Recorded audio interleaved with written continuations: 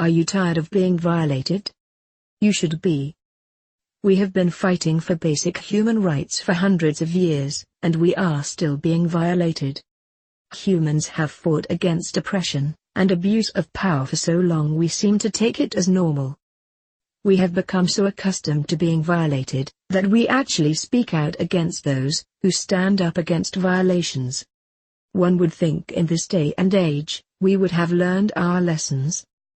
Here in Canada, white people can buy a law from the government and be privileged over black people, who can't afford or refuse to buy laws from the government.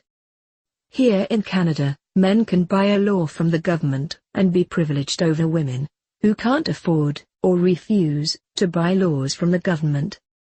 Here in Canada, a sex offender can buy a law from the government and be privileged over good people, who can't afford or refuse to buy laws from the government. Black people, women and other good people are not violated directly because of race, gender, religion or other visible differences, but they are still violated because they can't or won't buy the law. And being violated for any reason is still a violation. Our ancestors would have recognized immediately that being required to pay for a law was corruption and abuse of power. In the past this was something we would have seen from a tyrannical regime. Now the good guys do the violating and the bad guys are anyone who stands up against those violations. If there is one thing we have learned from all the wars and demonstrations, it is that everyone must be equal before the law. Absolutely nobody can be illegal because they are the wrong color, race, religion, gender or socioeconomic status. The rule of law, and every human rights document, since the Magna Carta, has made it clear that everybody must be equal before the law. Absolutely nobody can be illegal just because they can't afford to buy the law. We are told that the law can be for sale because it is a privilege. This is a blatant, outright lie. The law cannot be for sale, and nobody can be privileged above anyone else before the law.